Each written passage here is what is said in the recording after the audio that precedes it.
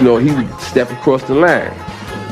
Habitually. He's a habitual line stepper. You make me happy.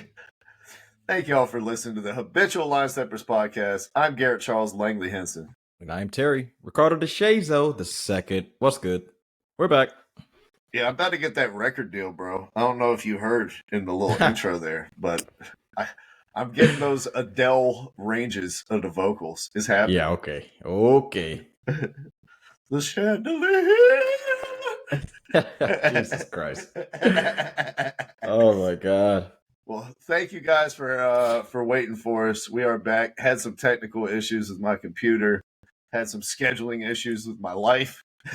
And between all that, the NBA has wrapped up their regular season. Today we have our NBA awards for you all. We'll pick all the different awards. We'll give our all defense teams. We'll revisit some of our predictions that we made preseason and see which ones were great and which ones missed the mark. But of course, Terry, we have to start with the news that shook the NBA landscape. Michael Porter Jr.'s brother, Jonte Porter, has been... Is that his brother? Yeah. Has been suspended for life from the NBA for betting on his own games and for throwing games. Yeah. He told people to bet the under on himself. He bet the under on himself. Coach, crazy. I got an eye injury. I can't see. Take me out the game after I already played 7 minutes so we can hit this under. This is the first betting scandal we've seen of this type of magnitude, I think, since Pete Rose. Yeah, I guess, man. I don't know, because the Ridley thing was kind of weird. The receiver. At least he was betting on the Falcons to win. Jonte Porter's out here take the loss, take the under. Nah, that's facts. But honestly, if it went either way, even if Jonte bet on himself winning, I think because the NBA had that Donahue referee scandal and all that, I think it was gonna end like this either way it went. They're just all right, this betting thing, it's big and it's getting huge for the NBA and all sports, all together. They're kind of allowing it to be the main thing for promoting and all that, but can't have players doing it though, And some people are gonna be mad about that and all this type of shit, but you can't if you're gonna bet, you want the shit to be fair. You don't want players out there trying to, get extra bags when they're already making millions, rigging games and doing shit like that. So Adam Silver had to do what he had to do, man. When we talked about it, when it first broke, I said he's probably going to get fucking suspended forever and they're not going to allow it. So it's really not a surprise to me, but I'm just honestly glad that he did it. I'm glad he pulled the trigger on it, bro. See you later, Jonte. Sorry. Stop being stupid. He'll play somewhere overseas. It's not that big a deal. His brother's rich too. Don't be sorry for him.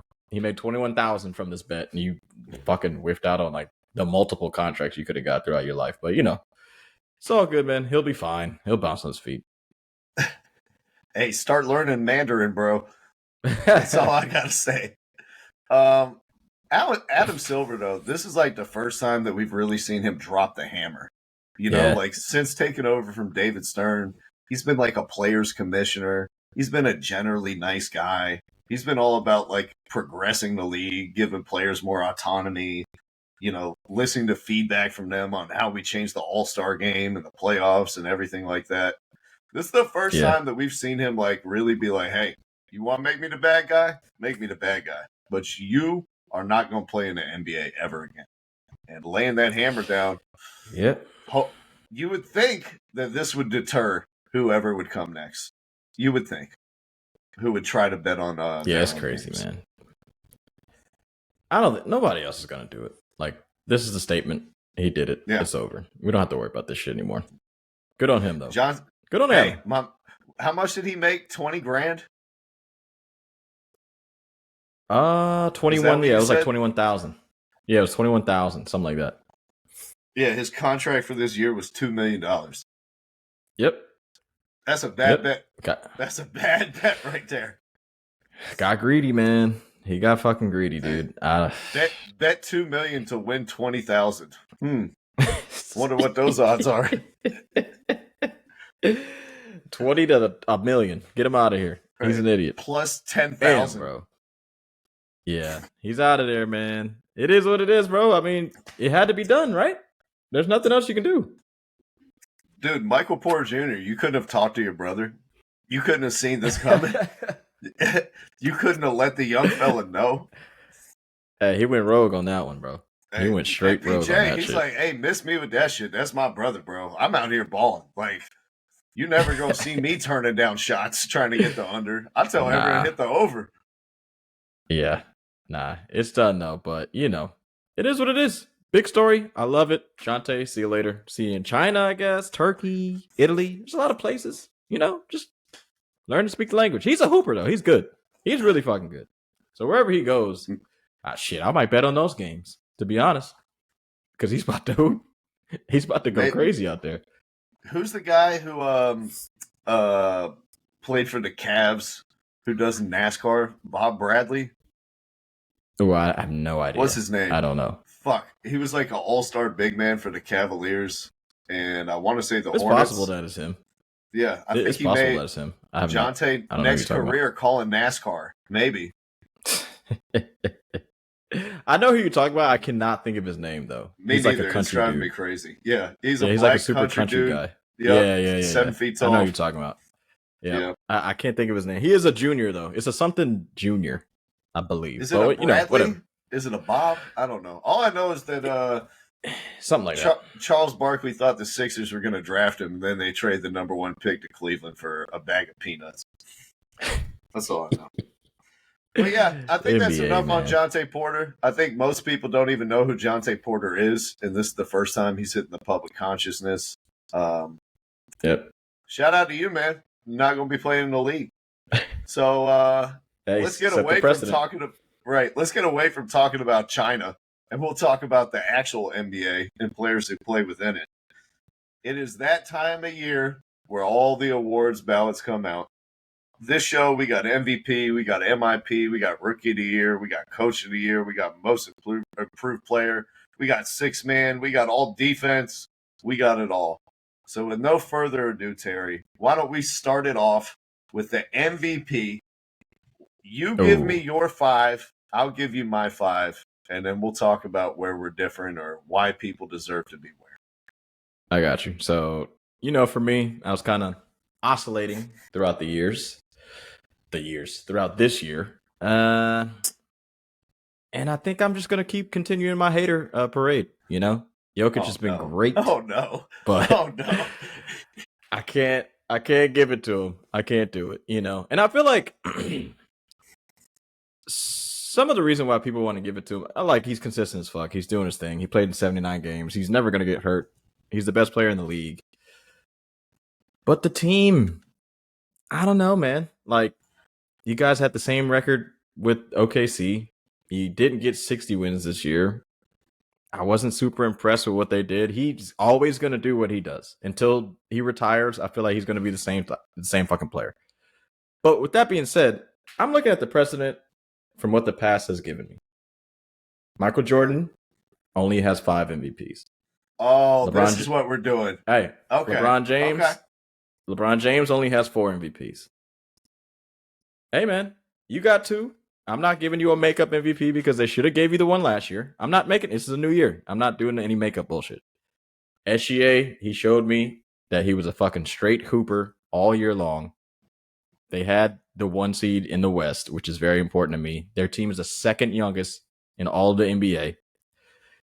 And he gives me 30 a game. You can say that, numbers are inflated and all this bullshit, but they cracked down on a lot of that stuff towards the end of the year, and he was still balling. His numbers are pretty much the same after the All-Star break as it was before the All-Star break. So I'm putting SGA 1. I'm going to put Jokic 2. I'm going to put Luka 3. I got Brunson 4. And then my last one was I put Tatum. I know a lot of people put I can't remember the other name I was looking at, but I got Tatum. The Celtics have one of the best records ever. So I got to get Tatum on there. I know he didn't have great moments, in some of the national TV games, but he fucking did his thing. All right, coming out hot from the jump, bro.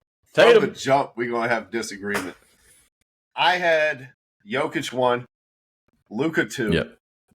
SGA 3, Giannis 4, and Brunson 5. Giannis with the great numbers. That's who he was. So let's get into it, man.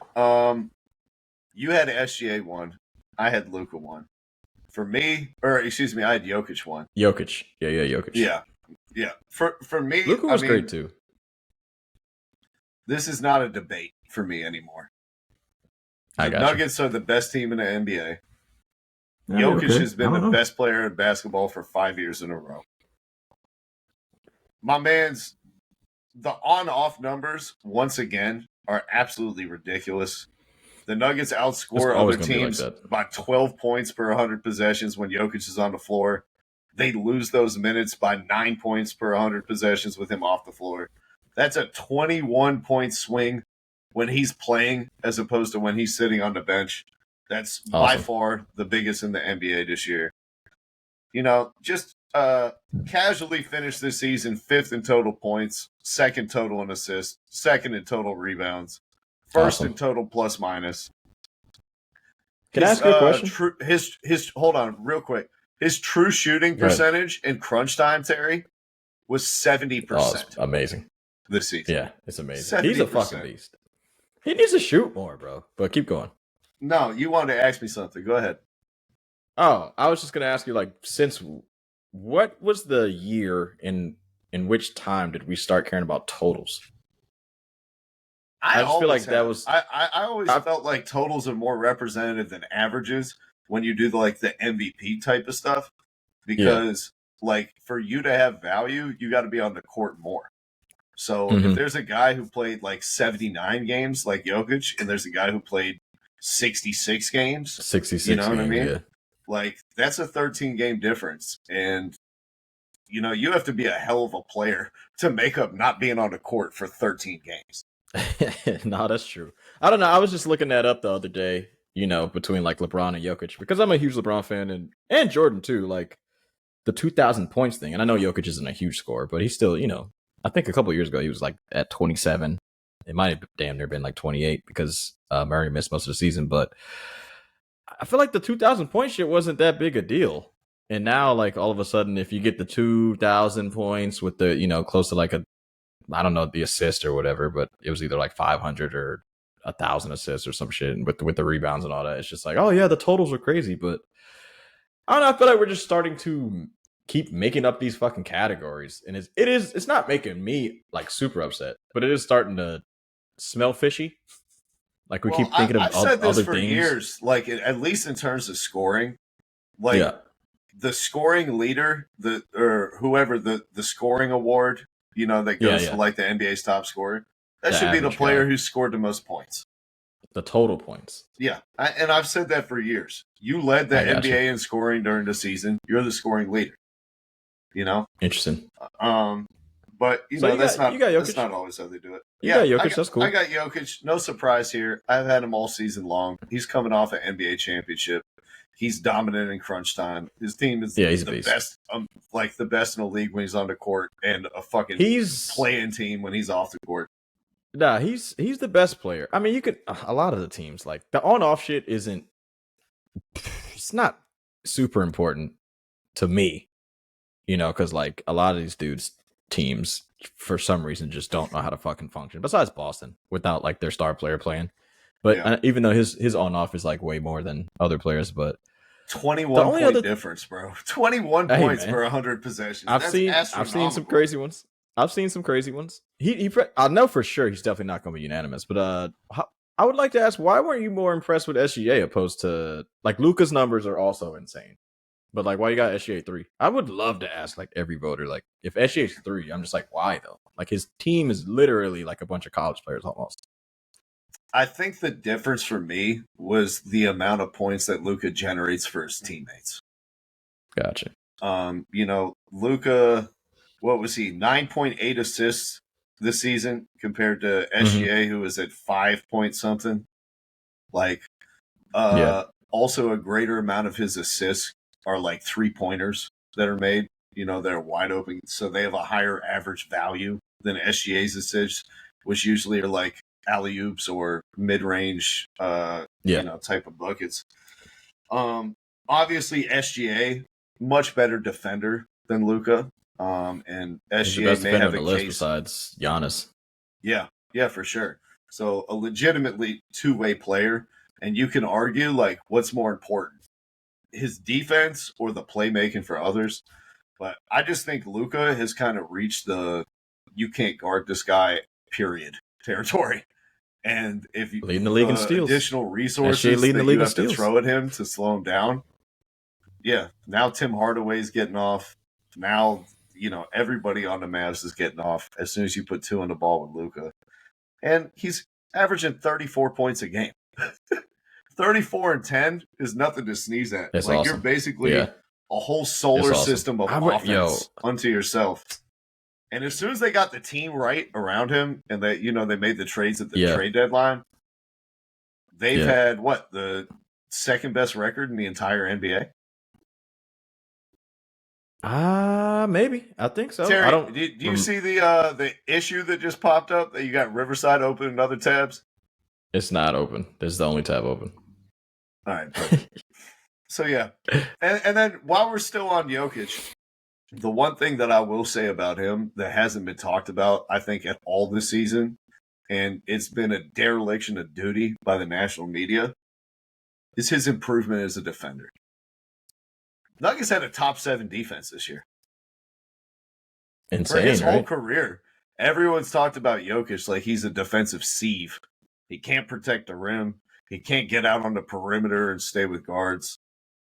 This year, he's been a positive, like actually good defender. Always in the right place like Draymond Green, using his girth and his size to like bump people off balance before they shoot. Has the best hands of any player in the NBA. Always out in the passing lanes leading the break. It's not talked about how Jokic has gone from being a defensive sieve to actually being a positive, impactful, good defender. No one's mentioned. Yeah. Nah, he was a pretty good defender this year, honestly. And so, like, as they're not gonna talk about otherworldly it. as It's his all because offense like it stuff doesn't is, look like he's doing shit. sorry, you glitched up and then came in late. No, I just said it's all about what it looks like. Like he doesn't look like a good defender, but as far as like team defense, he's really not that big of a liability.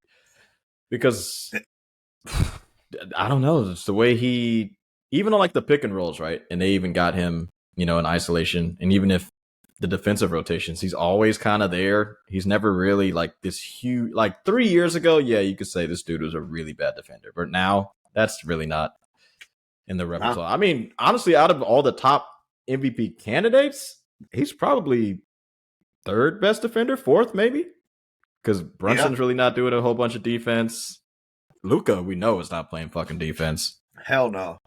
I mean, like SGA, he's good. He gets a lot of steals and deflections and shit, but yeah, he's a better defender than he's like the best defender, like one of the better defenders in the league. Like he's decent, but a lot of these guys that are going to score a bunch of points, they're not locking down dudes.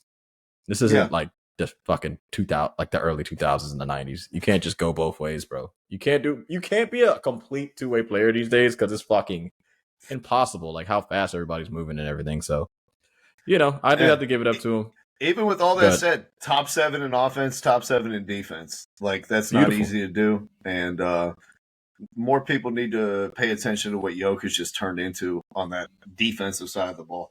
You know that like Chris Paul type of cat and mouse game where you're playing in between two people, like on a 2-on-1. Yeah, I think Jokic may be among the best in the league in that. Like taking one step forward and then another step backward and getting into passing lanes, or waiting until the last second to go to contest a shot when you commit to shoot. Like when numbers are down and it's a 3-on-2, I think he's as good as just about anybody. His feel is unreal. He's an absolute beast, bro. He's an absolute beast. All right, let's talk about. Sorry, go ahead. Oh no, I was just gonna say my only aversion to him is just like the team didn't feel dominant. You know what I'm saying? Like the record is cool. 57 wins is nothing to snip. Like how different would that be if they had just taken care of business against the Spurs and got the number 1 seed? Like I feel like this whole narrative would be completely different if they just win that one game. No, I mean if they're 50, what if they're 58 and I mean like I'm expecting a little gap between the Kindergarten Thunder and the T-Wolves of Rudy Gobert. Like, I don't know. That's just me. I wanted more domination, especially because, like, everybody's going to say the narrative of, like, Jamal Murray was hurt for a lot of the season. Like, he still played almost he almost hit the 65-game threshold. He played 59 games. Like, I'm done with that shit. He almost hit the 60-game threshold. Your starting lineup was here. Like, they played majority of the season. I need more wins, bro.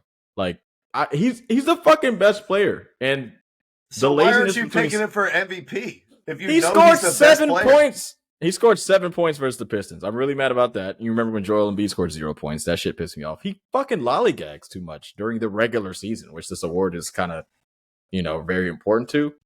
I just feel like the other guys that are on the list weren't fucking around in some of the games. Like, I get you're the best. You can fuck around and do whatever you want, but, like, give me some effort sometimes. Sometimes we know when he shoots less than, like, 10 times, which he did this season 14 times. He did that shit 14 times this year. Stop fucking with me, man. Just play. He pisses me off with that shit. You're the best. Just play, man. Win the game. I feel like that's how we know he's the best, is that he does, like, Larry Bird shit. Where he's yeah, but I'm not going to give you the award just because you're the best. You have to actually, like, do it for the majority of the season. Stop fucking around. All right. You got the Jokic fatigue. SJ is number one for you. Where we started to get a little different, you had Jalen Brunson 4. I had Giannis 4.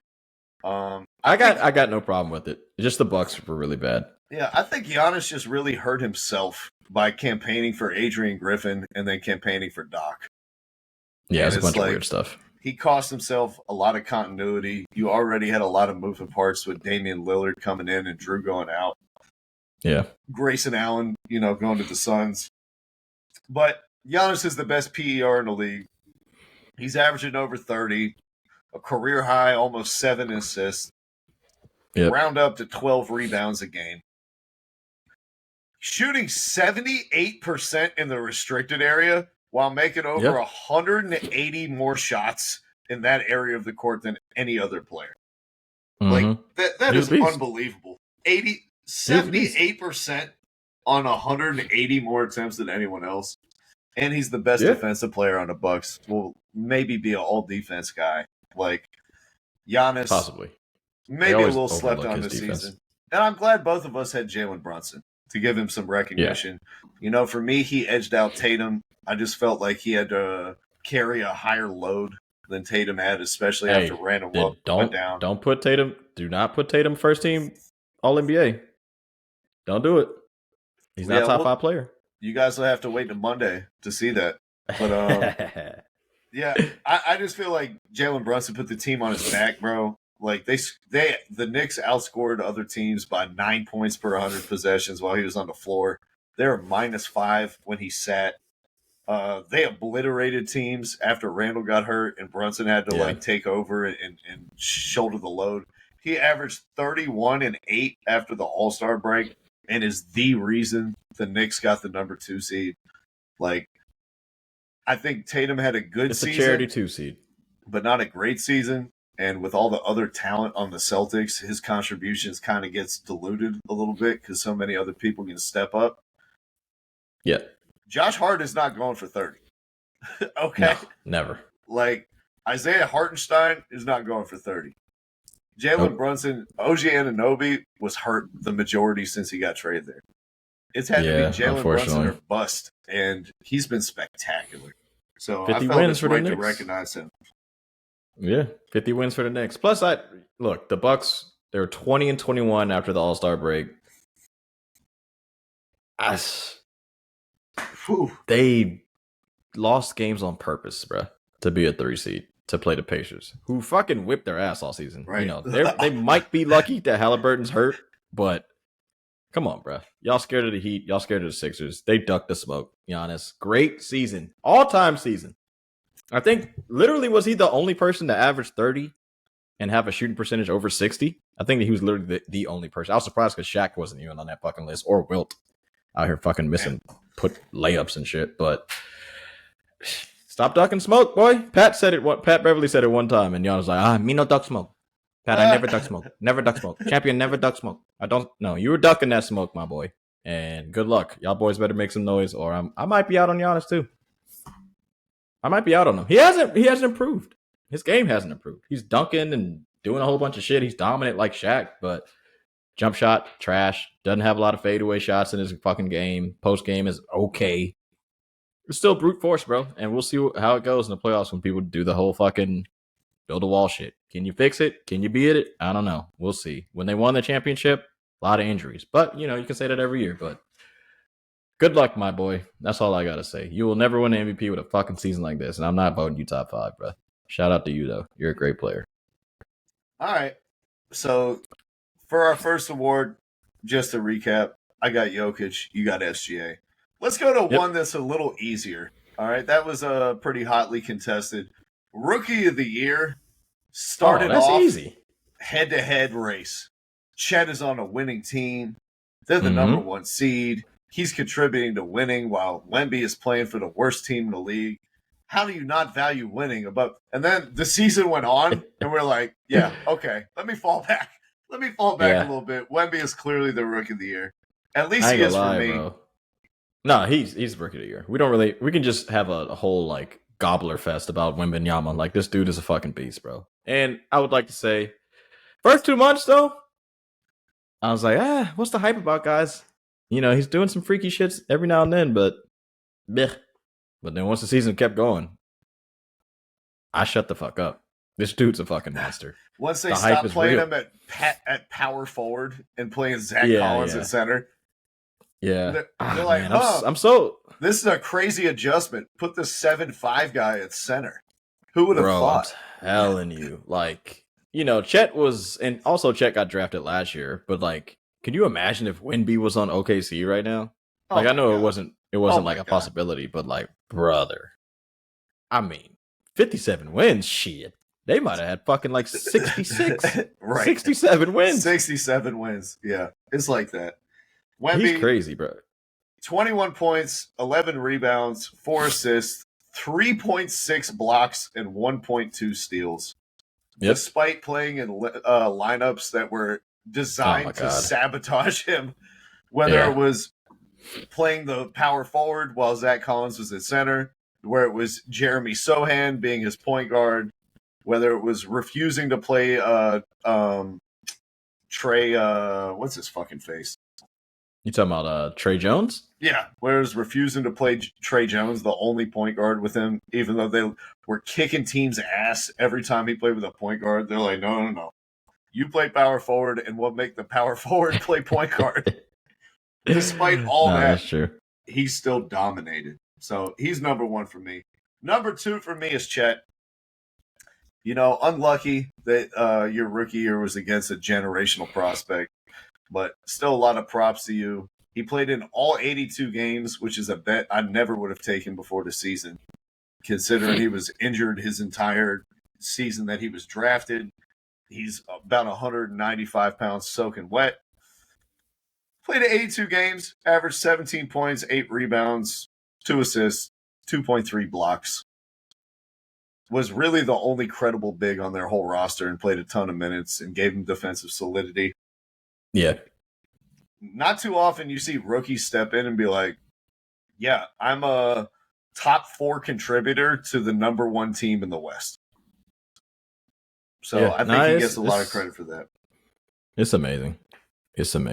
Yeah. I mean, I would say since the merger, the NBA merger, 1976, when the ABA and NBA, got together and did their thing. This is probably the 4th or 5th best rookie season ever. Like Wilton them, they don't count. My motherfuckers was averaging 30, in the 60s. Every rookie just came into the league like the WNBA just fucking went crazy. But Michael Jordan's season is insane. Shaq's season was crazy. There's some other guys in there, but Wembanyama, I think this is better rookie year than LeBron. This is better than LeBron. This is better than that Melo year. It's better than a lot of dudes, bro. He fucking killed it, man. Unfortunately, the Spurs didn't want to help him out, and give him an actual team. I don't really know why. Wasting the season of a 7'5" guy is kind of dumb. Gotta make sure we get a top 10 pick in the worst draft in 15 years. Hey, if they get that other French guy, though, it'd be crazy. But good luck with that. I don't know if Adam Silver wants to do that for the Spurs, but we'll see how it goes. Who'd you have third? I'm assuming you had Chet too, also. Yeah. Wemby, Chet. Third was tough as fuck, man. But I guess it wasn't super tough. I went with Brandon Miller. He played really great. You did? Yeah, he was good in Charlotte. It's like, I'm playing with you. I had Brandon Miller. Too. Oh, I was like, what? I'm He trying was really good. Just trying to, we went back and rewatched our preseason predictions, and you asked me, like, any confidence in Brandon Miller? Oh, God. And I was like, Yeah, no, I'm out. You didn't have it, man. Yeah. I'm telling you, bro. Did you watch any of the Summer League with him? The Summer League? Did you watch any Summer League? You love basketball. Why am I Yeah. That's not a crazy question. Sorry, I just tried to make sure I heard you right. I watched a little bit of it. I mean, but he's playing against guys who are not going to be playing in the NBA. So it's I get it, but still, if you flash and you pop, I'm like, all right, he's got it. He's fine. Josh Selby, he's going to be a full-time starter this year for the Mavericks. Hey, man, every now and then it works. Every now and then it doesn't. But Brandon, he looked. Look, when I was watching it, I was like, all right, this guy clearly is good. Like, he is an NBA player. Some of those dudes, off the bat, like they just fucking doing stupid shit. But him, he looked composed. He looked great. It kind of changed my mood against him, the Scoot and Brandon shit. Like when I saw Scoot play, even if he did, I don't even remember if he did play because he might have been hurt. I really don't remember. But bro, Brandon, we could make this Rookie of the Year list all the way down to 40 players, and Scoot wouldn't be on it. Yo, it's crazy, horrible, really bad. But he's young. You got time, bro. You got time. All right. Wait, we're on the same page. I think halfway through the season, Jaime Jaquez would have been in this third spot. Well. His three-point shooting kind of fell off a cliff. Obviously, I'm still really high on him. I really love Jaime Jaquez. But he's as really he kind of trailed off as the end of the year went down, Brandon Miller, he was on the escalator going the other way. Man. Having 30-point games, guarding the best player for a lot of the time for the Hornets. Won Rookie of the Month a couple different times. Yeah. Finished the year, scoring 17.5 points a game, which is nothing to sneeze at for a rookie. Nah. And then 44% shooting, which isn't horrible. Yeah. Like 38% on non-corner threes above the break. Like, he can hit it from the corner. Anywhere from around the arc, he's an absolute threat. I think this whole Paul George is my GOAT type shit, that hurt. If he looks like PG, he kind of did, rookie year. I think honestly, as we speak, his trajectory is a little higher for right now. Just for right now. If he plays like Paul George, Charlotte might have something going. We just need LaMelo to play fucking 65 games. I mean, if he's allowed to play 65 games because his body just seems to not, the whole Ball family, Hey, Lamar, you the man. Your sons are rich, but something's up with those genetics. They cannot play fucking 50 to 60 games in a season. Give me something, man. Maybe playing a whole year in big baller brand shoes fucked up their biometrics. Maybe, man. I don't know. It sucks though, man, because LaMelo is really good, bro. He really is, but no playing time. He's still hurt, man. Yep. Gotta give it to him. All right, so that's our Rookie of the Year. We had 1, 2, 3 all the same.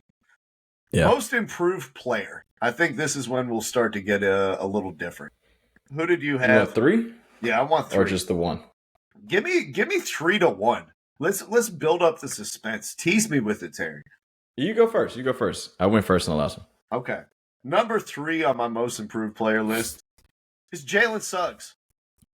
Jalen Suggs. Oh, yeah. He did play a lot better. Yep. He shot 21% on threes as a rookie. He shot 31% last season. He's at 41 this season on much higher volume.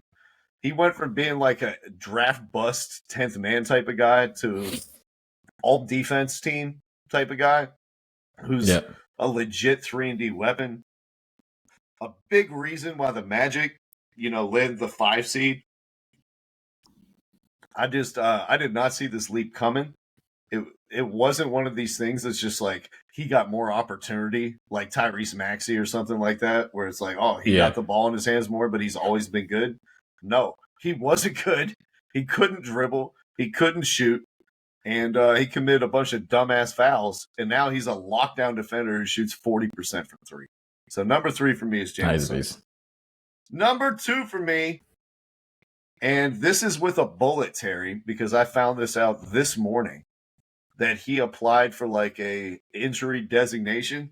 He played 64 games, so technically he missed the cutoff. But if you have a team doctor, if you have 63 or above games and a team doctor says that your injury took you out for the rest of the season and that you didn't like just rest, you can still be eligible for these awards. Oh, look at that. So I picked Alperen Şengün as my second most improved player. Hey, he played well, man. He really did. You know, I've been on the Şengün train for a minute. He jumped to scoring from 14 points a game to 21. He became a credible defensive player. He used to be a guy who just like you switch him out into island and a guard and he just gets toasted nonstop. He really improved on that side, became like a credible rim protector, can move his feet. You know, obviously he's not a Bam Adebayo out there, but he's good enough where, you know, he can survive. And still super creative with the ball, led the team in assists, cut his turnover rate down from 17% to 12%. Like, he just got better in every facet of the game, and he grew 2 inches this summer. Alperen Şengün in my number 2 spot for most improved player. And then number 1, Jalen Williams from the OKC Thunder. OKC, he is a beast this year, man. He really was. He averaged 20 points a game. He shot 43% on threes, up from 35% last season. That is a crazy jump to go from shooting league average to being like in the top 10% of all 3-point shooters. He's good at everything and got better at everything. He's a legit number 2 option. In the last 5 minutes of close games, he shot 28 of 41 for the season. It has been incredibly clutch. He defends every position. He can dribble, pass, shoot, and defend and rebound. He's just become such a more complete player, and his ascension is. You can argue SGA is number 1 reason. I would argue Jalen Williams taking this leap is the number 1 reason that the Thunder finished with the best record in the West. He's my most improved player. Hey, good on you. I love it. Good numbers. For me, mine is similar to yours, but I have one dude that you didn't as the winner. So I got Jalen Williams 3rd, Şengün 2nd, just like you. He played fucking great. But my top spot is going to Kobe White, bro. Fuck out of here. Kobe White, baby. Hey, 20 points a game, just like your boy did. You know how much he averaged last year? 12. 9. Oy. 9 points a game last year. 20 this year. I mean, I know it's opportunity and a little bit of injury luck and all that type of shit, but and shout out to Maxey, you know, but I felt like we all knew Maxey was really good. So right. I'm not about to sit here and say like he was doing this when Harden was off the court last season. He had the same numbers when Harden was off the court as he did this season. So like so part of this award for me is like sometimes you can kind of predict when a dude is going to be good, but with Kobe White, like his points per game went down from his rookie season to last year. He was scoring 9. His rookie season, he scored 13. Second year, 15. Third year, 12. And then his 4th year, he was scoring 9 a game. And at a certain point, I was like, are we sure we should extend this guy? Like, is he still going to be in Chicago? Should we trade him? Is he going to be like fucking Randy Foye? You know, like I didn't think he was going to be this. 20 points a game. You know, the shooting percentage is not great, and because a lot of guys are way more efficient. This year, just offense is just booming. But look, man, Chicago's not a great team. They're in the play-in. I thought he was damn near going to be a bench player and not play at all this year. He started every single game for the Bulls, except for one. Kobe, I got to give it to him, bro. 10-point improvement. I didn't think he was gonna be this player. I really didn't. 20 and 5. I'll take it any day of the week. I don't hate the pick. White. I don't hate the pick. Get the fuck out of here. You hate it? You sound like you hate it. I don't hate it. I just don't support it. Like, I think if you look at Kobe White's numbers, especially after the All-Star break, the efficiency is not good. It looks like just a higher volume of shot attempts. Like because people are hurt in Chicago, he got to like have a bigger role in the offense. You know, Yeah. it pretty much mirrors exactly what he was doing last season from the All-Star break on, except with more attempts. So, Gotcha. also You these don't like guys like who average 15 and then go down to 9 and then go back up. Like I feel like you already showed me that you can be decent and you just had a down year. So it's not like as unexpected as a guy who like Jalen Suggs, who I thought was just a straight up scrub, who's actually a winnable. I feel you. I thought he kind of was in the same vein as Suggs to me. I thought both of those dudes were like out. I like that you put Suggs on there. I forgot about that name, but yeah, I didn't think Kobe was good at all, to be honest. He played like trash last year to me. Coming off the bench, I mean, like the numbers are going to look similar. It's just more volume and all that type of shit. But I don't know, man. I didn't think he was really going to be playing at all this year. You know, injuries aside, Kobe, shout out to you, man. He single-handedly destroyed the Atlanta Hawks last night, so at least it's translating to the postseason. So yeah, I got Jalen Williams. You got Kobe White. We had 2 out of the same 3. A little bit more continuity than I expected. Let's go to defensive player of the year. I let it off last time. You let it off this time. Give me your top 3. It's got to go to the boy, man, out there in San Antonio, bro. You know, what? I know first couple months he looked a little crazy, but he's the most impactful defensive player in the league, bro, without a doubt. When he's on the court, the Spurs are the best defense, or a top 2 or 3 defense in the league. When he's off, they're bottom 5. It's pretty fucking simple. Like, there's no other really good defenders on his team. I'm not going to say a whole bunch. I'm going to just go down. I got Wemby. I got Bam Adebayo. Then I got Rudy Gobert third. Rudy's not about to have 4 fucking defensive players on my watch. If I actually had a vote, there's no way. Shout out to the best defense in the league, but he's got good defenders on his team, bro. I'm not giving it to him. They got a good defensive team. The Spurs don't.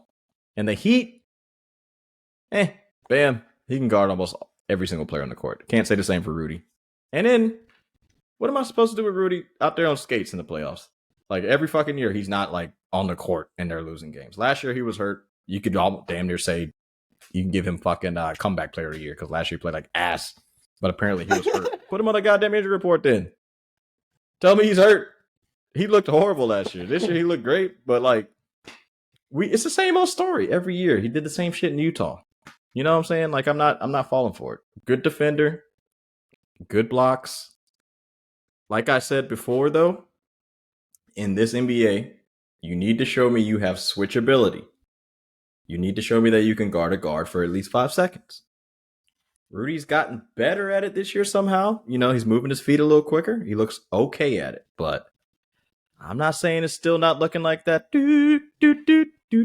Show me the dancing in the moonlight. He looks like he's on skates sometimes, so I can't give it to him. He's third for me.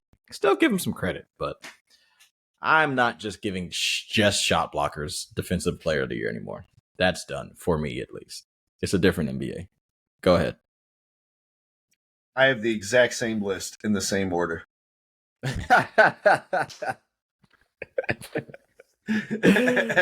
we go, man. We got common sense. Yeah, I'm so with you on this. You know, for me, if you look at the numbers, like Wembanyama, he's third in the NBA in defensive estimated plus minus. Led the NBA in total blocks per game, block rate by a significant margin, deflections. The whole rest of the team around him was absolute garbage. Beyond those like regular numbers that you see, though, the Spurs recovered almost 70% of his block shots compared to 55% of Gobert's. Yep. His defensive rebound rate was third highest in the league. Overall, the part that really hurts him is the Spurs were 22 in the league in defensive rating. But like you mentioned, Terry, with Wembanyama on the court, they were a top 5 unit in the NBA, which is an improvement of 7.5 points per 100 possessions. No other player has that big of a jump. No other player who had 1,000 minutes had that big of an impact. But number one for me, Terry, is the eye test. People are scared shitless of shooting around him. Yeah. for sure. There's Did you no see other a 3-on-1? Yeah. You beat me right to it. That's exactly what I was gonna say. 3-on-1, we don't take a layup or a three, and it gets back to a 5-on-5. There's no other player in the league that you would not attempt a layup in a 3-on-1 against. I saw some stat, Terry.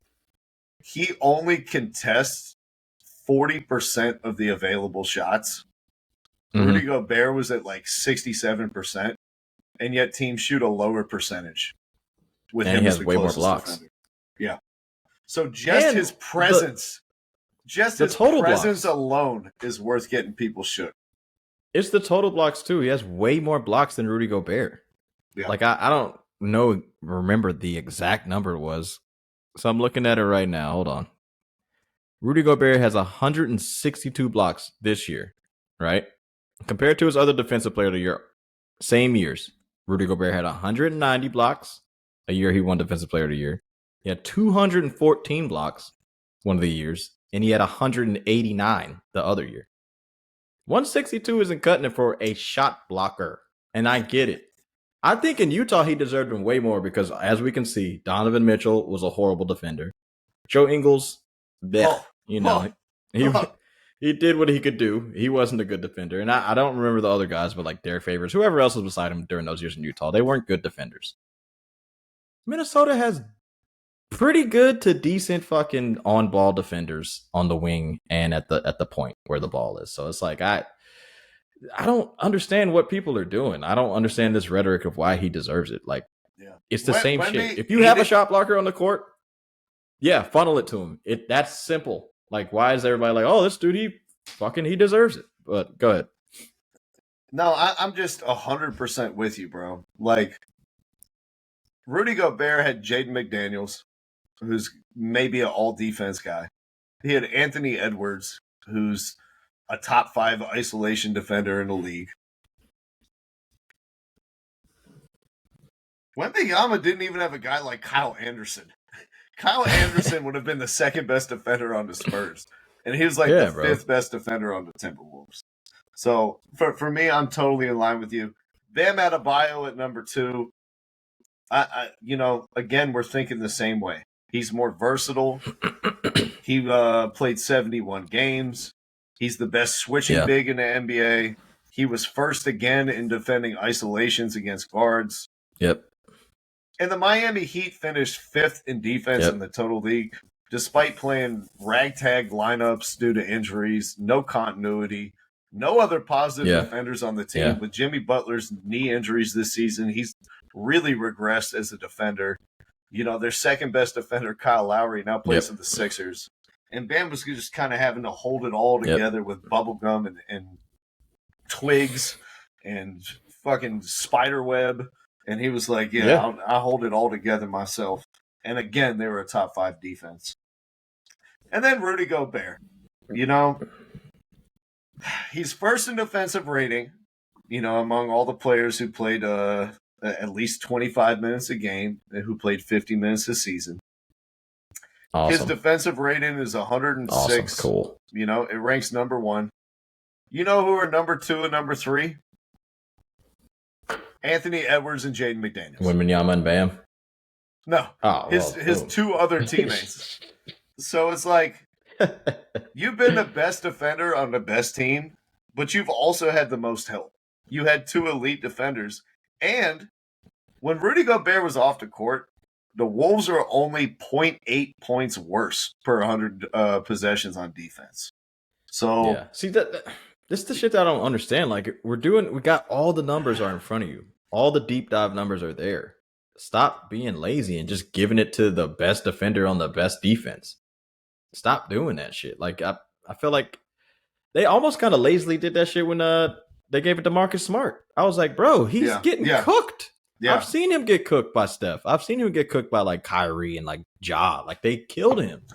I don't understand this shit, but whatever, man. I really don't think he's gonna win it, but we shall see, brother. We shall see. I love Rudy, and I don't want to disrespect him, but you had a lot of help.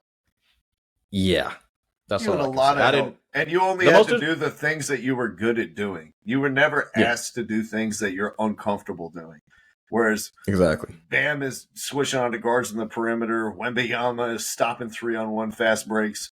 And you're waiting at the rim, getting the pressure funneled into you with rotations that everybody knows. Like, his job was just easier for me. It's way easier. Like I said, though, totals 162 blocks. Wembayama had 254 blocks. Yeah. Now, I've really considered putting Anthony Davis almost 100 more third instead of Rudy Gobert. He was good really too. Did. He was really good. He was great. He was great. The thing that undermined me, the Lakers were better on defense with him on the bench. So it's like, even though my eyes are telling me that you're a dominant defensive player, if your team gets better on defense when you go take a seat, I can't put you in the top 3. I'm sorry. That's where the numbers are kind of misleading in a way, because like if you watch the Lakers, the bench players that come off of the bench for them are all defenders for the most part. Right. So it's so he kind of has to carry D'Angelo Russell and Austin Reeves. And then they bring out in all the guys who want to strap up for the second unit. They bring in like Reddish and Prince sometimes. That's totally like fair. Vanderbilt when he was coming in. Rui's not great, but like Jackson Hayes. It's all a bunch of energy guys that, you know, they're going to play hard as shit. They're not good, but they're not going to like give up easy buckets. And they're all long. All of them are really tall. And then the last thing with Rudy, like, I know I made fun of you doing this with Jokic, where you're like, you know, Michael Jordan had, 4 MVPs, and LeBron had this many. Yeah. Rudy Gobert, if he wins the Defensive Player of the Year, will like tie the all-time record with Ben Wallace and Hakeem Olajuwon. He's not that level of a defender, and he should not be recognized historically as that level of defender. How does Tim Duncan not have 4? That's amazing to me. Right. Voting bias. So shout out to old media, bro. Hey, shout out to us. Looking hey man, we smart, bro. Yeah. I love the way that we did that. All right. 6th man of the year, Terry. Ooh. You went last time. I'll go this time. Let me start at number 3. I'm going with Malik Monk. Oh, he scored. Okay. He made plays. He created offense on a second unit with no help whatsoever. He led all bench players in total points and assists. He was a stabilizer for the Kings, who looked a little shell-shocked on offense for periods of the season and lost a lot of their continuity. He stepped up in a big way when Kevin Huerter got hurt and, really outpaced Herter's production when he started. Mm-hmm. Just a classic 6th man of the year candidate, getting buckets, creating buckets off the bench. Love it. Number 2. And no, this is not just because I'm wearing an Atlanta Hawks hat and shirt right now. Okay. He deserves it, though. He deserves it. I'm going with Bogey Bogdanovic. The name's so nice, I had to say it twice. Yeah, he deserves it. He's scoring 17 points a game. He's played almost 2,500 minutes off the bench, which is way more than any other player in the league. He finished top 5 in the NBA and made 3-pointers despite coming off the bench. And everybody talks about him as a bad defender, but he actually defended pretty well this year. The Hawks' defense were 6 points per 100 possession better when he was on the court. And you might just be like, oh, that's because he's coming in for Trae Young. Actually, with Trae Young and Bogdanovich together, they were plus 3.1 per 100 possessions and minus 8 when he went to the bench.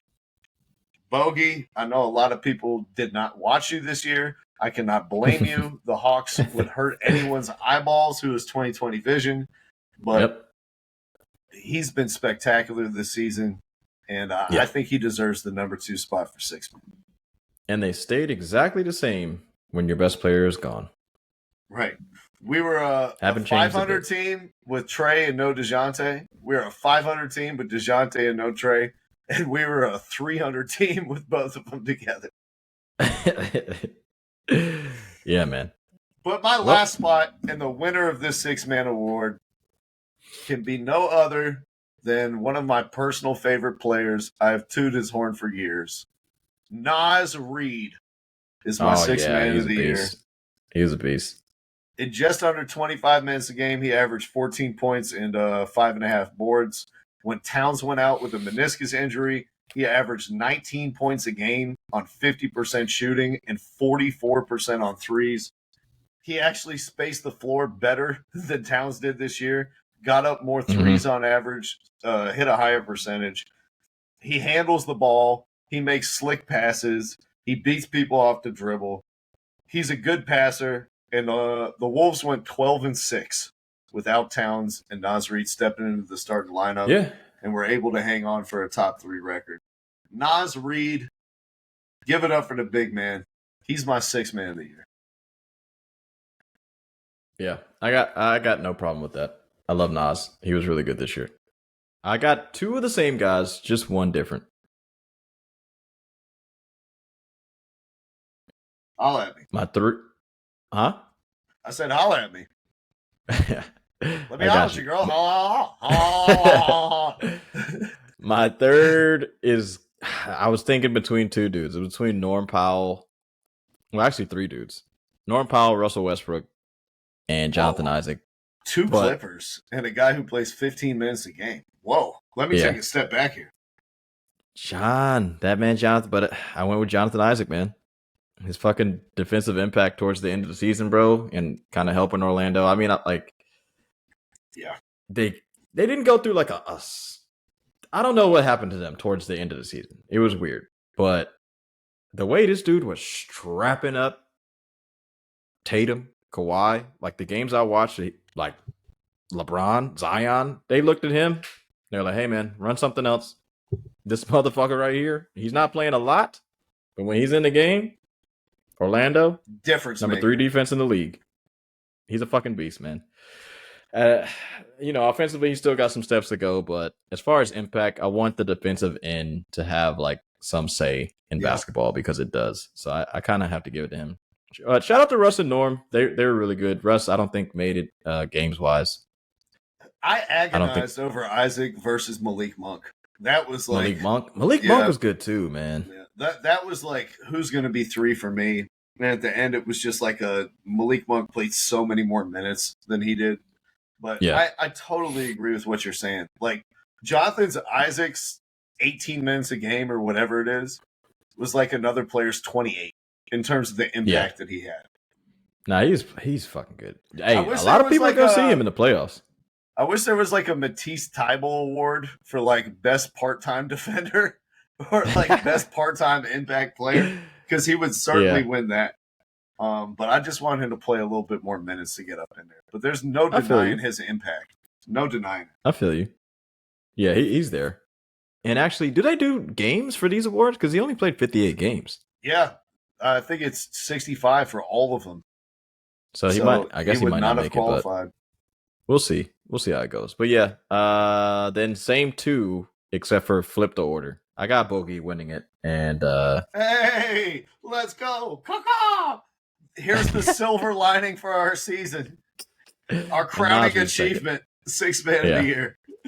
He's the definition of an actual 6 man. He's a starter. Unfortunately, the Hawks and your boy Quinn Snyder, I don't know really what the fuck they're doing, but hey, man, I got to do what's right. The dude, he balled out. Bogey's a beast. He's a fucking beast. No, there's nothing left to be said. You said all the stats. He's an absolute monster for y'all. He was good. Like, he helped you stay where you were. I feel like if you didn't have him, oh my god! Shout out to Trae Young and DeJounte Murray, but whoo-wee. I mean, they would have had to play 45 minutes to make up for the shit that y'all didn't have on the bench, man. It's fucking insane. I don't know what happened to Atlanta this year, bro, but implosion. It's like when they demolish a building in downtown. That's what happens to the Hawks, where it just collapses upon itself. Yeah, straight down. That's what we did this season. Oh man, yeah. But nah, I got to give it to him, bro. He played really well. All right, what's left? No arguments for me. Last one that I have, I did not do clutch player of the year, just because I forgot about it. But who's going to be clutch? You think this year? They better not give it to Steph. Honestly, fuck it. Let's spend 2 minutes talking about it. For me, and this is no research, didn't look at anyone else's sample ballots. I give it to I'd say Jokic. Jokic. Yeah, I'd say Jokic. Yeah. It's between like Jokic, Luka, and SGA. Yeah, Jokic shot 70% from the field in clutch time. Yeah. And that's not even counting all the assists that he had. Like, they always get a good shot every single time down in the last 5 minutes, and it's been the case all season. So it's gonna be. I don't know who's 2. I don't know who's 3, but I know who's 1, and it's Nikola Jokic. Hey man, Luka is really good in the clutch, and SGA was really good in the clutch this year too. Jalen Williams, that'd be crazy. I don't know. I feel like it's gonna be weird because the first winner was Fox, so I don't know. Man. He ain't gonna win it again this year. I'll tell you that much. Nah, he played well, but they're not doing it. They did beat the Warriors in the first game. Did they win the second game? I didn't have any time to watch anything last night. Or is it They today? don't play until Friday. Oh, Friday. Okay. So that'll be interesting, man. Lakers fucking Nuggets first round. Anyways, coach of the year? Coach of the year. I went first last time. You give me first for this last award. OKC's coach, Mark Dagnall. Is he your He's one number or one. your 3? He's my number 1 for sure. I got to give it to him. All right. Who's Super 2? young team. Oh, your boy, Ime. Woo! Ime's 2, bro. Shout out to Houston. Shout out. Houston almost made the play-in, considering last year. I mean, God, the last, honestly, 2 to 3 years, horrible. They're just horrible. Jalen Green didn't look like he knew how to fucking play winning basketball, but hey, man, Al Farouk was looking good. You know, he played the right guys. They had a decent season. And like when we saw this team on paper, it was fucking Fred VanVleet, who, like, I love him, but you know, You're 5'11". Yeah, like you can only do but so much. Dylan Brooks, who we thought might have been going to fucking China. Jabari Smith, you know, he had upsides. Second-year player. Yeah, Şengün averaged 14 points a game last year, got to 21. Who no one would have accused of being a defender at this time last year. Nope, not at all. And then Jalen Green, who we didn't think could really do much anything except for give me highlight dunks and, you know, just score inefficiently. But he played fucking well. They did all right, man. You know, they made the Warriors actually fight to get in that play-in, even though they're out of here. But I got to give him second. That's a good shout. And then third for me, I'm not doing the Spoelstra shit. Y'all can calm down. Like, we know he's a good coach for Miami. This ain't the season to do it. Like, No. there'll be other Miami seasons. underachieved. This ain't the one. I will go ahead. Man, I waffled, bro. It was between my boy for the Knicks. I won't say his name because he drives players fucking crazy. Tibbs and Chris Finch in Minnesota. But I think if I really had to choose, I'd probably go for Thibodeau at third. But Chris Finch, I mean, he's like a 3B. You know what I'm saying? Like, Minnesota, they played really well this year. And Karl Anthony Towns was for the majority of the year healthy. So I feel like that's mostly because he was healthy. But they played well with Naz Reid too. So it's like, maybe it is Chris Finch. I don't know. It's a tough one. But I went with Tibbs. I'm a Knicks fan. I had to get one homer pickup in here. So you had Tibbs winning it? Nah, Tibbs third. OKC coach has got to win this award. Mark Dagnall. What are we doing? Yeah, he has to. Yeah, I'm with you. Mark Dagnall also won the award for me. I had a little different picks in my second and third spots, but I thought that your 2 picks were also really deserving. This is a tough year for Coach of the Year with a lot of good coaching performances. Yeah. For me, you know, Mark Dagnall got the second youngest team in the league. Nobody expected them to finish with the best team in the Western Conference. They won 55 games. Yeah. Yeah, that's facts. 57 wins is crazy. Style of play that he instituted is completely unique from every other team in the league. Like, they lean into their strengths. They get a bunch of turnovers. They get out in transition. Their guard set screens. Everybody can dribble, pass, and shoot. This is a team that's been made in his image, and I think he deserves to get rewarded. Yeah. Number 2 for me, Terry, was Joe Mazzulla. Big Moo. Yeah. You know, it's easier said than done, taking like an all-star cast of characters and getting them all to mesh. I think one of the best things that he's done is like allow them more freedom and more liberty on the court, where they know the structure of what they're supposed to do, but within that structure are free to make their own decisions. Mm-hmm. They had one of the most impressive regular seasons of all time. They played 24 different starting lineups and still had the most efficient offense in NBA history. Joe Mazzulla was a guy who got a lot of derision sent his way during last season, especially the way they lost in the playoffs. Didn't really, he had Ime Udoka's old staff, didn't have time to put in his own identity. This year, with his identity, with the way that they want to play ball, they've been the best team in the NBA in the regular season. It's not close. And so I can't overlook Joe Mazzulla for this award. And then number 3 for me is Jamal Mosley from the Orlando Magic. Yep. They had the second biggest, not improvement, but from their over-unders. They had the second largest leap from their over-under. Their over-under this year was 36.5, and they got 44 wins, if I'm not mistaken. No. 47 wins. So it's an 11-game improvement? Pretty damn great. Made the number 5 seed in the East. I didn't even have them making the play-in, and they were like, yeah, we avoid the play-in. We're in the playoffs. I mean, because last year they were so bad. Like, they were supposed to be the sneaky team, and they didn't do shit. They won 34 games last year. They got nothing from their rookies. Anthony Black really didn't contribute. Yeah.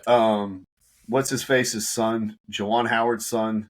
He didn't do shit all year. He was supposed to be still in the G League or whatever? The missing piece, the shooter that unlocks their offense. And still, he got this unit charged up, playing defense, playing physical. Group of young players. Still terrible on offense, but so good on defense that they're a nightmare to face in the playoffs. Yeah. I did not see them improving this much. I think Jamal Mosley deserves a lot of credit. Yeah, no, he does for sure. I was about to say his name if you didn't put him third, but yeah, he definitely deserves credit. But you're right, man. I mean, Mazzulla, fuck, dude. Their over-under was 54.5, and they got to 64.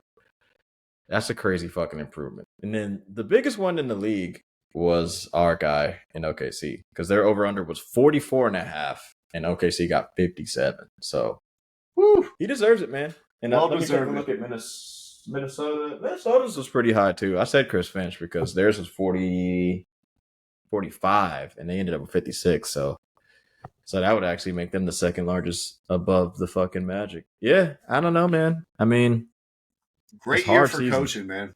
Yeah, they did it. Tough ballot. And Ty Lue, you got to get some credit, too. I would have if they didn't collapse. If they kind of did. If they I feel like they were doing their pace thing. If they had continued on that 25-5 pace or whatever they were before the All-Star break, they were playing. He may have won it, but they put their heads in the sand and let the NBA just wash over them. And he went through a lot this season, though. Yeah, I mean, there's no doubt Ty Lue's a good coach, but with the way that they fell off, I can't recognize you above Jamal Mosley, who had these guys humming all season long for the most part. They hit that over. Let's talk about all defense. We got our all defense teams. Remember, this year it is positionless. So if you did want to give 5 centers in one lineup, you could do that. I will never do that. Probably not something that I'm going to do. I would never. But just to remind our listeners, you have the freedom to put whatever players in whatever position you want in these 5-man lineups. For me, my all-defense team, my guards, fuck the guards thing. I'll just give you the names. Yeah. Alex Caruso, Herb Jones, Bam Adebayo, Victor Wembanyama, and Rudy Gobert. That's my first team. Any changes for you? First team? Yeah. I had Caruso, Derek White. Okay. Bam Adebayo, Victor, and Rudy. All right, so we just switched out Derek White and Herb Jones, basically. Yeah. Yeah. I mean, that's a coin flip. I think Herb Jones is just a little bit bigger, can guard a little bit more in terms of like the positional spectrum. People are, I think, a little more scared to dribble around him than they are from Derek White, who's probably a better screen navigator, maybe. I don't know. Herb Jones is elite in that. But I had to give it to Herb. Our second team, mine was Jalen Suggs, Derek White, Kawhi Leonard, Aaron Gordon, and Giannis Antetokounmpo. No AD. No AD. Wow. Damn. See you later, AD. That's wild. I mean, the way that you talked out, like the fact that the Lakers are better on defense with him off the court, I would have loved to have better. I would have loved to have this conversation before I voted. they're not like actually better. They're fine. Like, you know what I'm saying? They're fine. But he's fucking clearly one of the better defenders in the league. But it's fine. I mean, it's whatever. He's got like it was like the last two spots between three guys. Yeah. Aaron Gordon, Giannis, and Anthony Davis for two spots. I just felt Aaron Gordon deserves some recognition this year. He definitely does. He was really good this year. He was good last year defensively, so I got nothing's wrong with that. I'll give it to him. So who's your second team?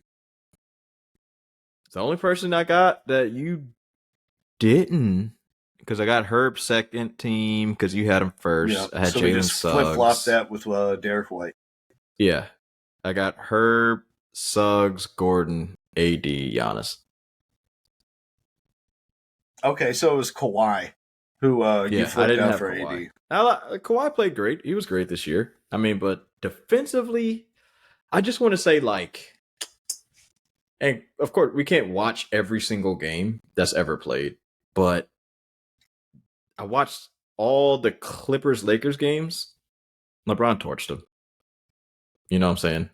So LeBron's 39 years old, and Kawhi used to kind of not strap him, but make it really hard in LeBron's prime in Miami. So I don't know. It was just those couple games kind of threw me. Kawhi's great. He played great this year, I think, because last year he kind of was sleeping on defense, but I can't give it to him just because of that. That's just those few games that I watched with versus the Lakers. I was like, LeBron is literally fucking killing you right now. I can't do it. And I can't do it. It's not even the same LeBron. He's 39 years old. He's playing like fucking Magic Johnson. And shooting threes like Steph Curry. Like, I didn't base my opinion just off of 4 games in the season. I tried to use the whole 82. I got you. So, I didn't watch every Clipper game. Yeah, and neither did I. I probably watched 15 or something like that. Yeah. But I think he's back to being, an elite level defender who people cannot dribble around. You cannot post him up unless you're, a top 3% post up player in the NBA. He navigates screens. He switches onto bigger and smaller players. He protects the rim as a weak side guy. Like, he just does. You think he's a better defender? You think he's a better defender than Aaron Gordon right now? Yeah, I do. All right. I think Aaron Gordon is probably a little bit more consistent night to night, but I think Kawhi Leonard has the ability to like strap onto rocket boots for the big matchups. And even though LeBron did get the better of him this season, there are a lot of other cases where Kawhi just overwhelmed people. Yeah, not for sure. For sure. I think that's about it because we're not going to do all NBA. That'd take up way too much time. No, we'll do that on Monday. Hey, special consideration, and I just want to say a name. Shout out to you, Grayson Allen. I was going to talk about you for most improved, but I think me too. But then he was one of my last cuts also. Yeah, he had similar numbers though, like percentage wise, but it seemed like he stepped up way more for Phoenix this year, and I think he did. And they extended him. They gave him a $70 million extension. So shout out to you, Grayson. Get that fucking money. Besides that, I think that's the end of the awards because we're doing All NBA Monday. Did you see the USA roster? Hold on, real quick. I do just want to say, I'm fine with having the 65 game minimum for MVP. We don't need it for all the awards. We don't need this. We don't need the 6th man of the year to play 65 games. We don't Why need the not? most improved player to play 65 games. No, I like it. We don't I like need every player on the all NBA team to play 65 games. That third, maybe if you want to do it for the first team and the second team, that's fine. But the third team, like, I'm not going to put, or I shouldn't have to put, you know, Brandon Ingram on the third team because he played 66 games over Hey, a lot of other people who are more deserving who played Hey. 64. You know, I Availability, just think bro. this has gone too far. It's a little dumb. No. Availability. I want it. Keep it. Fuck that. If you want to change the minutes, change the minutes. But no. Keep it. I don't care. Play the games, bro. Halliburton, Donovan Mitchell, Joel unfortunately got hurt because he was trying to play. Play, man. Play or fuck off. There's really good NBA players now, bro. I'm not doing that. I want you to play. I want the stars in the good games. I don't want y'all fucking doing the Popovich in 2012. I'm not gonna show my hand versus the Heat. Fine them $20 million. Fuck off. Play the games. I disagree with you. It's all good though. You know? Okay. It's all good. Let's revisit our predictions that we made before the season. I went back and listened to our Eastern Conference preview and our Western Conference preview. I had some good predictions. I had some bad predictions. I can say the same about you, my friend. Of course. So, every year. Let's draft them.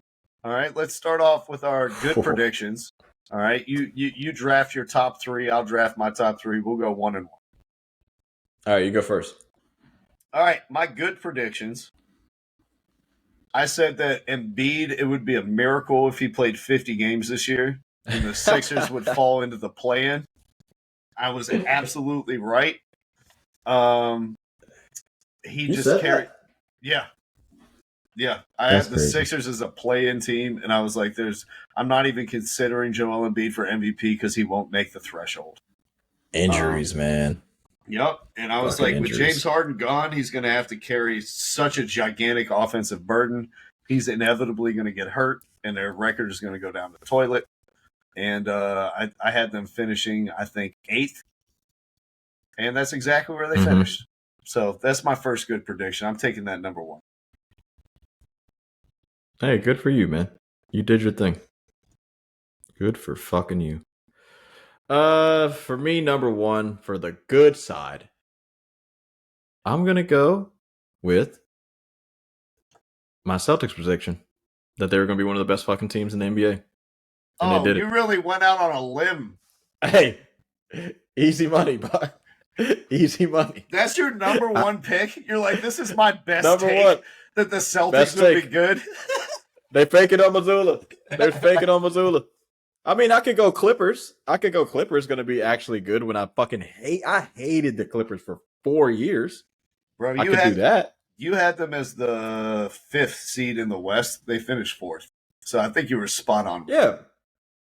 46 wins. I mean, you were like fucking adamant. I mean, it was almost Kyrie level. We'll get to them in a little bit. We'll get to the bad. We'll get to the bad predictions in a minute. Now's not the time, Terry. All right, go ahead. So yeah, you had the Celtics and the Clippers. My other good predictions. I said the Grizzlies would miss the play-in. That was beautiful.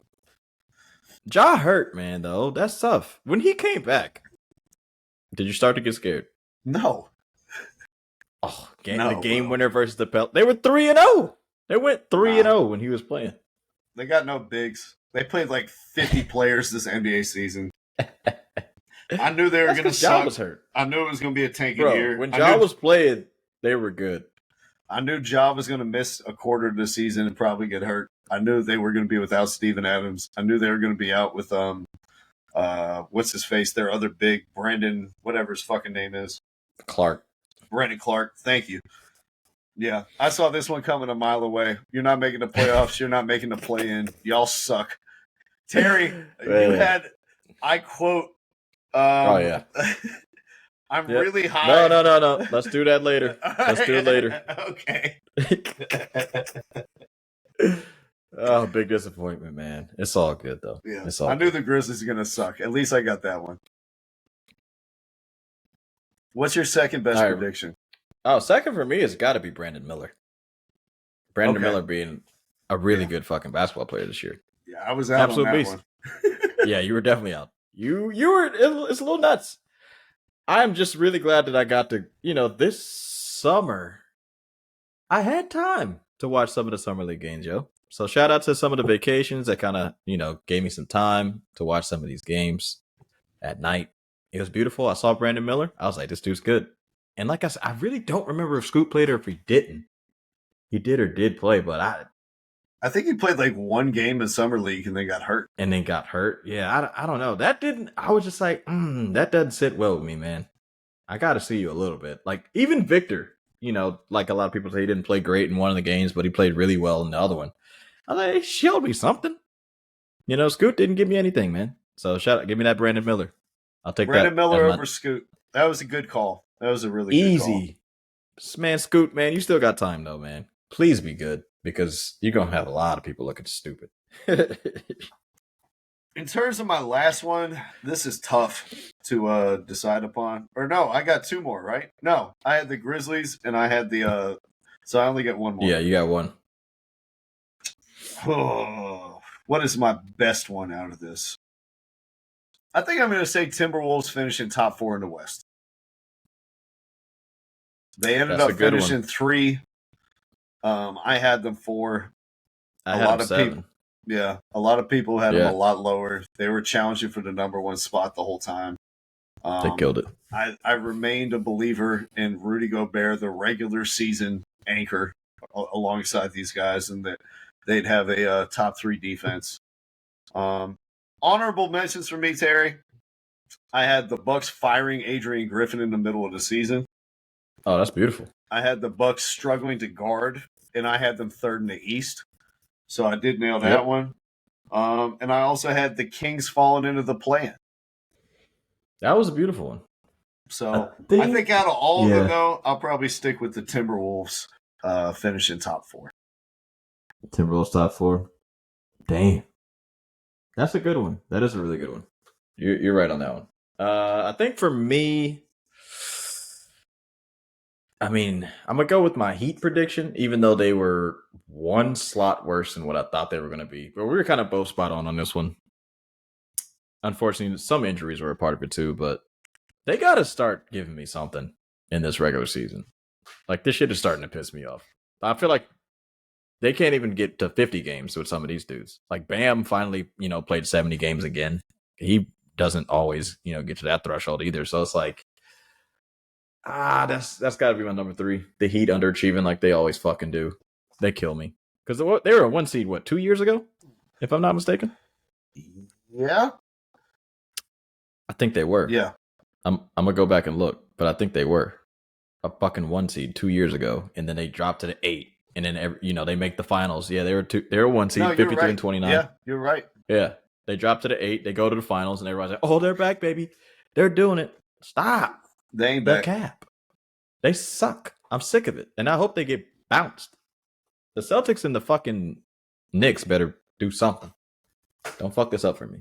I don't know who won the games last night, so I don't know who's 7 or 8, but the Heat lost and Jimmy Butler tore his MCL. Oh, God. Damn, so his knee was really hurt, huh? Yeah. Was it the same knee? I think so. Jimmy. That sucks, man. Well, we don't get to see Michael Jordan this year. Sorry, guys. I mean, he damn near was one of the best players I've ever seen in the first round. I think that's a good pick, man. All right, let's go to our bad predictions, which are a little bit juicier. You want to start this one off since I started the good predictions? Yeah, I'll do number 1. I guess I'm going to die with Ja. I said the Grizzlies are going to be the fucking 6th seed in the West, and Ja was going to be an MVP candidate. How many games did Ja end up playing? Like 10? 5? 5? 8? I don't even know. Ja, man. Come on, brother. Oh, well, actually, I didn't say MVP. He wouldn't have been eligible. But you did say... I did say it last year, too, though. You did say, I'm really high on Marcus Smart and Derrick Rose's impact on this team. It would have been a great impact, man. Fucking Ja. Yeah. Ja missed the whole season pretty much, man. Somehow God you damn. missed out on Gigi Jackson, who was drafted in the second round, that he'd play more minutes than both of them combined. That's tough, man. It is what it is, bro. I'll die on Ja's hill. Yeah. Show me something, Ja. Hey, 13th was too high. That's the hill I'll die on. Hey, you're still the best player out of at 13th? Yeah, you're crazy. He was top 10 at that point. But anyways, go ahead. For me, I had a lot of misses. I'm not gonna lie. This is not my greatest year. Let's start with the colors I'm wearing. I had the Hawks as the 5th best team in the East. I thought Quinn Snyder was going to have this offense humming. I talked about the terrible coaching of Lloyd Pierce and Nate McMillan. And I was like, with the full offseason getting to run his offense, Trae Young and DeJounte Murray, they're going to be a two-headed monster. Mm-hmm. No, they're actually a 300 team when both of them are on the court. They've been better with one of them on the bench all season. Never figured out the chemistry. All types of injuries to the team. Nobody showed a willingness or capacity to play defense. And we finished as the, number 10 team in the East? So yeah, I think you guys did end up 10. But did you won the playing game or you lost? No, we're out. You say you lost. We lost. Damn. And, it wasn't even particularly close. We got smoked by Chicago. See you later. Yeah, not a great season to be a Hawks fan. Not a good season to be a Hawks optimist. I had I took the over. I had them missing a play-in and securing a playoff spot, and we didn't even win one game in the play-in round. Out the playoffs. I'll be a part of that. Their over-under was 42.5, and last year they had 41, and then you're switching to a better coach. Or at least we thought it was going to be a better something, but yeah, it just I didn't thought work, that was man. A shoo-in. I was like, oh, this is an easy pick. Nope. I mean, you can ask anyone on any podcast who knows anything about basketball. Like, they should have won 43 games in the Eastern Conference. That should have been easy. But here we are. I should have trusted my gut. Trade Trae Young. Yeah. Trade him. We got plenty of time to talk about that this offseason. But his value's low now, but let him cook some more next year. If you guys get an above 500 record, trade his ass. Be like, hey, we're looking. Get about it. All right, what's your number 2 pick for the bad side? I mean, for me, I got, even though my predictions, I pretty much got every team except for the Grizzlies, because I had the Mavs missing the playoffs this fucking year. I guess I could probably put that on my shit, but they were really, really, really fucking bad at the end of last year with Kyrie. Yeah, you had the Mavs finishing 11th. Not even out of the playoffs. Out of the They didn't even look good, though. They looked horrible last year, and they didn't even look great at the beginning of this year. Like, come on. Like, what am I supposed to do with that? All of a sudden, Kyrie didn't stir any pots. You know what I'm saying? Kyrie played great for the majority of the season. This was the longest he played in his career. How am I supposed to predict that? I can't predict that. We turned the sliders off. Somebody let me know they was turning the sliders off for injuries. Like, come on. It's fucking bullshit. But I'll take that on the nose. That'll be my second pick. I'll take that on the nose. Yeah, the Grizzlies really killed me, man. You missed on that was the only one I missed, though. I got every single team right except for one. Yeah, you did a pretty damn good job. One glaring omission, obviously.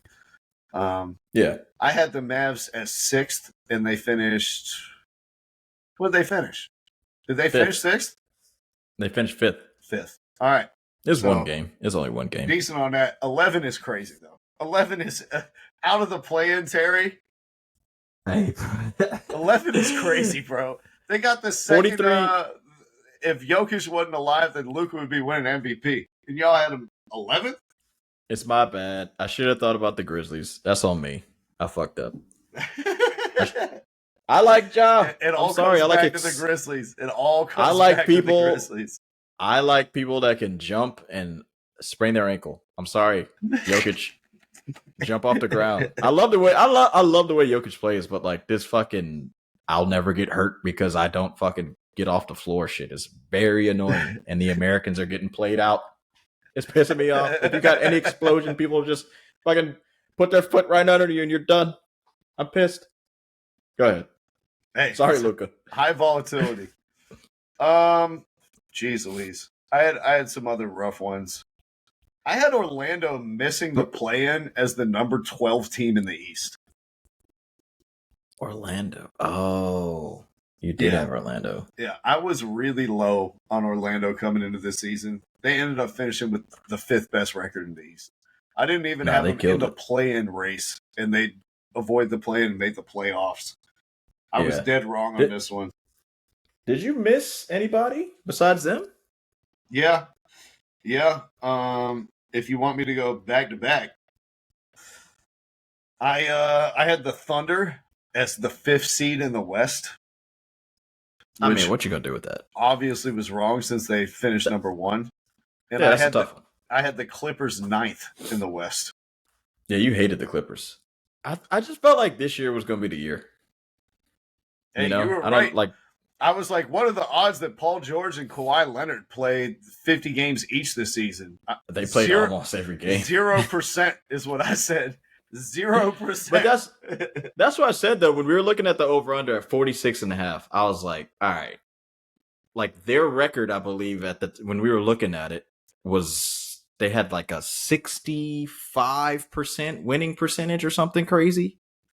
So I was like, I mean, even if they can get, like you said, 50, right? If they get 50 games, that's a lot of wins, So they played together for a majority of the season. Yeah. They got to 51. I did not see them being this. Yeah, I was like, there's no way they stay healthy. They haven't been healthy for 4 years. Hey. This is the 5th year of this project. No, I was wrong. I ain't gonna lie. I was wrong. I think next year we hit on a lot of the over-unders. The Lakers fucked us.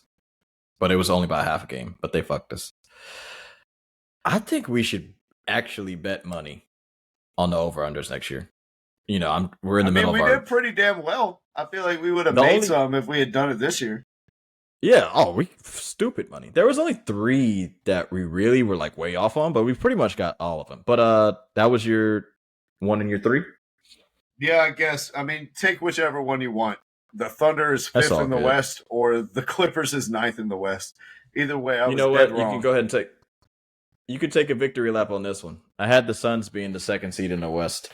And shout out to Bradley Beal, for barely showing up for this NBA season. Kevin Durant played all season. He did his thing. But I don't think they're as scary as people thought they were. Even 2 weeks ago. They're just not giving enough for me, man. I don't know what's going on with them. But I had them 2 in the West, and they fell flat on their fucking face by 10 games. 8 games. Whatever. Shit happens. That's fair. Shout out to you guys. Hey, self-reflection is key, isn't it? So I feel like overall... You took the under. You got that one. Yeah. Well, you know how I felt about Kevin Durant. And you hate Kevin Durant. Snakes in the grass. I didn't know who was going to play point guard for this team at the beginning of the year, and we still don't know. You still really think they need an actual point guard? That makes no sense. What, Kevin Durant at the 4? I think they need to close with Kevin Durant at the 5. Yeah, that's stupid. Put Royce O'Neal in the lineup, but they need somebody who can get the ball and settle them down and be like, stop taking 14 mid-range pull-ups in a row. That's never going to change. That's their game. Can we have possessions in which Kevin Durant is involved in the offense? Why are there 4 or 5 possessions in a row in which he never touches the ball or isn't involved in any type of action? And he's just standing out there in the corner like Nick Batum. No, that's facts. All right, let's keep it moving. That's a wrap. That is our good predictions. Scoot Henderson for you. We talked about it a little bit, but goddamn. Yeah, I blew What did you have, one. Scoot? I blew almost goddamn rookie of the year? I had him 2nd. I thought he was going to be so much better than he was, bro. I completely missed the boat on this one. Now, I will say, did you watch some of the games? Hold on. In my defense, he did not wear fucking glasses when he was playing in the G League. No, okay? No. As soon as a star guard puts on glasses, that's usually a pretty good indicator that they're not going to have a great season. How many all-star guards have worn glasses in the last 25 years? Yeah. None. 25 years. Nobody's worn goggles ever. 50 years. Yeah. Not a single, like, what? Since the inauguration of basketball, James Naismith didn't even wear glasses. What the fuck? Yeah. What are we Excuse me. about? I didn't know that he needed LASIK. I thought he had 20/20 vision. Insane. If you watch the Blazers play this season, you quickly understand why he needs glasses. Yeah, not for sure. Shout out DeAndre Ayton too. Yeah. Destroyed the team. Hey, dominating the stats. And Robert Williams, who we predicted wouldn't play fucking more than 40 games. Hey, shouts to us. Yo, USA roster, or are we out? That's a long conversation. Or it can be short. Fuck the USA roster. Let's talk about the Champions League. Oof. It was a tough week for both of us, Terry. I don't want to. Let's start. That's why I have fun. Let's start with my pain, okay? And that way you can go ahead. You can take some glee in my pain. God damn, bro. Barcelona, yet another epic collapse in the Champions League knockout rounds. Great flame out. Hall of Fame flame out. We were up 4-2 on PSG. 4-2 before Ronaldo Araujo lost the ball in the build-up phase with nobody else around, and then got a red card trying to scramble back to get into play. Where's he from again? Uruguay. He's your best defender, right? Yeah, absolutely. Got it. That moment changed the game completely. Having to play with 10 men against a PSG side that all they wanted to do was because up to that point, I thought you guys were playing pretty well, honestly. Yeah, I mean, we won the first 30 minutes of the game. We had good possession. Yamin Lamal created a perfect chance for Rafinha. Mm-hmm. Everything looked like it was going our way. 4-2 up in the tie, and then Araujo gets that red card, and things, as they tend to do in Barcelona, started to spiral. Joao Cancelo leaving somebody wide open at the back post for no reason for a tap-in. Later stepping on Dembele's foot with a needless penalty that was one of the dumbest tackles I've ever seen in my life. Shout out to him. Lewandowski not being able to take a first touch, not contributing on defense, not stepping up on the edge of the box when he's the closest defender and allowing Vitinha to score. And then it just unraveled. Xavi got a red card. Our assistant coach who filled in for Xavi got a red card. Yeah, that was hilarious. And we just watched it all crumble down in front of us. And then Lewandowski again, 2-on-1 with the goalkeeper. He tries to shoot near post instead of passing it in for a fucking tap-in to Ferran Torres. Could have changed the whole tie at that point and tied the game up. He goes for himself and misses it. It was like the 70th minute. 70th. So it was already... We were down 1, so that would have tied the game. Yeah. Damn, dude. And, the wheels fell off in Europe for, what? 7th time in 8 years? Because one of those times we didn't even make the fucking Champions League and we were in the Europa League. Yeah. It's tough, man. It started with that Bayern 8-2. Then we had that crazy loss to PSG. Then we had that crazy loss to Roma. Then we got knocked since Messi out. Since Messi left, you guys have been horrible. Eintracht Frankfurt. And now this year, up 4-2 at home in Barcelona. And we've somehow managed to lose 6-4. If you think the game was at the Camp Nou, no. You're still losing. I mean, if we have to play 70 minutes with a man down, No. I mean, besides the red card, just playing the game. And by the way, if it was that shit was deserved. There are a lot of Barcelona fans that are like, "Oh yeah, it was a red." Xavi after the game was like, the referees blew the game, and what? No, the referees didn't blow the game. We blew the game. They were fouls. That was a red card. He was the last man back.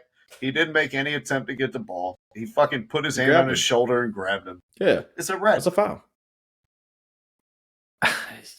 It's definitely a red. I don't see how, you're in trouble when you're the defender, you do that shit, and then you point towards another defender like, no, he was actually behind me. He Like wasn't. that wasn't a red. He wasn't. He was way out of the picture, my guy. Yeah. But you know, do your thing, Araujo. Man, it sucks. I mean, for you, this is actually awesome for me. Because I was gonna eat crow crazy after that first leg. I couldn't believe you guys fucking scored 4 goals. I was like, what the fuck? I thought you guys were done. Like, I don't know. Each game, somehow, you guys always pull some sort of rabbit out of your ass, and you end up sneaking a game. I don't get it. You know, this team just always pulling shit out of nowhere, man. But hey, PSG, not one of the favorites to win the Champions League, but well, they will be if now. If Dembele and Mbappe can keep playing like they're playing, shit, why not PSG? Fucking Dembele scores 2 goals all season for PSG and then scores 2 against Barcelona in 2 games. Just on luck. Well, he's got and earned a penalty for Mbappe's goal.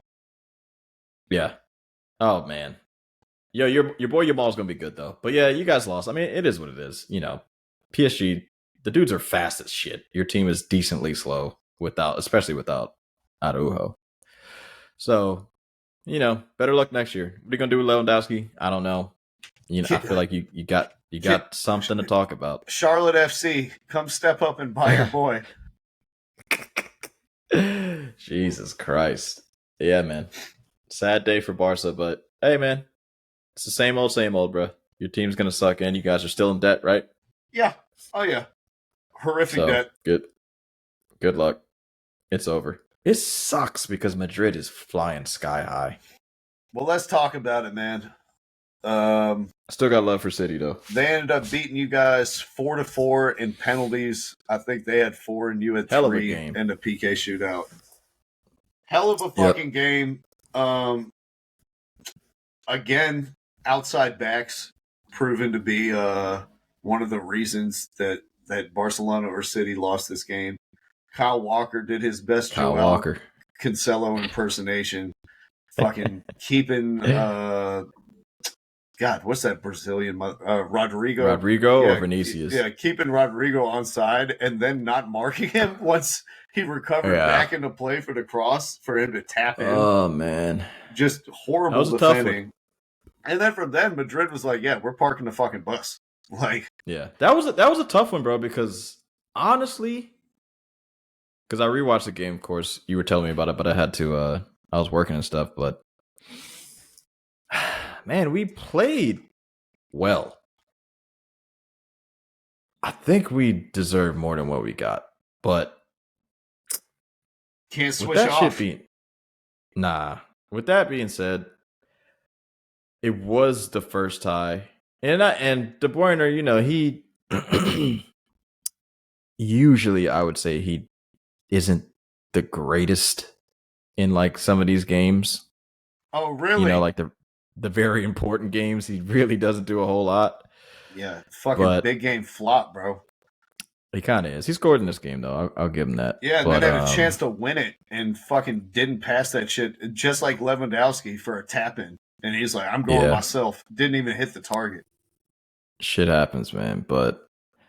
And he got subbed out in the 112th minute when he used to be our PK taker. So I don't know what the fuck's up with that. Yeah, man. Haaland, he's got some room for improvement. Yet again. You know, like he fits the team, but he's really bad at hold up play. Yeah, for being as big as he is, he's really bad physically. Like I don't really understand what the fuck's going on with that. He's got the Jack Ripper's first touch. Yeah, and I think I don't know, man. It's something about Grealish. I'm not fucking with him. Well, you saw the game changed when they put Doku in, and he was like, "Doku's a beast." Fucking Carvajal is in front of me. You're not checking me. I'm taking you on every goddamn time. Yeah. Whereas Jack Grealish is like, I'm going to just touch it with the inside of my foot going 1 mile an hour until I put it to the outside of my foot and pass to somebody on the edge of the box. And he did that shit 45 times. Yeah. Pep Guardiola scares the shit out of Jack Grealish, and he hasn't really been himself. He's had flashes of being pretty good, but he's definitely not the same as when he was at was it Aston Villa? or was it West Ham? I can't remember. It was one of the color team. I can't remember which team he came from. I always get those two confused. I wish I could tell you. He just doesn't look the same, man. I don't know. I mean, like, our team is good, but we're definitely not playing our best this year. Yeah, what the fuck was up with playing a Kanji in midfield? What the hell was that? I don't know, bro. I thought he was in the back. Like, originally he was in the back. Who was in the? Did we play 3? I thought we played 4. I thought it was Diaz, Akanji playing center back. Well, you know, like Walker, as soon as you like get the ball out of your own 18, yeah. You know, you guys go to that 3-2-5 type of structure. Stones and it was Stones him. Is nicked. Yeah, it was him and Rodri as the double pivot, like in the midfield, and Akanji better than Ruben Diaz. Ruben Diaz is pretty bad with the ball sometimes. I would have liked to see Gvardiol playing that spot. I would love for him to do it too, but we've played him center back sometimes this year, and he's way better outside than he is in the center. But he fucking just loves playing offense. Sometimes when he's on defense, he's like, "What are we doing here, guys? Let's get the ball back. Like, this is bullshit." By the end of the game, Akanji was playing like damn near a fucking center forward. Like, it was him and Julian Alvarez who were up there. There's a reason why. What the fuck is this? There's a reason why Pep has spent so much money on defenders. For some reason, he doesn't have the eye. He doesn't have the defensive eye. Everybody else, he's perfect. But picking out defenders, something's up with it, man. Because remember, so Stones was already on a red card. Was he suspended for this game? Is that why he couldn't play? I don't remember why he didn't play. That might have been. No, he came on. No, he came onto the game. Apparently, like, I remember he did get hurt 2 games before. I don't remember what the injury was, but he did kind of get hurt. So that might have been a lot. Y'all missed Stones because he's great. He's great on the ball, man. And even Rodri, like, Rodri is usually Mr. Consistency. Like, he never has a bad game. I was not impressed what I saw from Rodri in this game. Nah.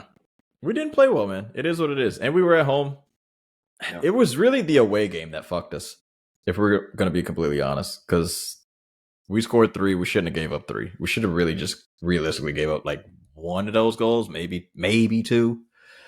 But we fell asleep a couple times, man. So like you said, though, in the beginning, man, outside back is a very fucking hard position to find, like, very consistent dudes that do it every single game. And Kyle Walker is one of the best. And that's saying something about the position. Yeah. And, like, I played that. It's not fucking easy. Motherfuckers think the shit is easy. You don't do much. You do a lot.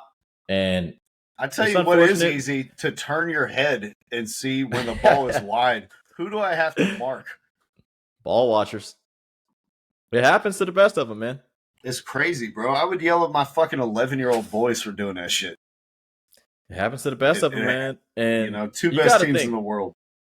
And you got to think, though, right? So, like, I'm sure you've played in a game where, like, it's loud. I don't think. I'm just asking you. I don't know, but, like, I know certain games in which I played in is where, like, I can't hear shit. Like, the crowd is loud as fuck, and I haven't played in a stadium that big, but I literally can't hear anything. I can't. The loudest game I ever played on, it was in high school, and we were on the same team, Terry.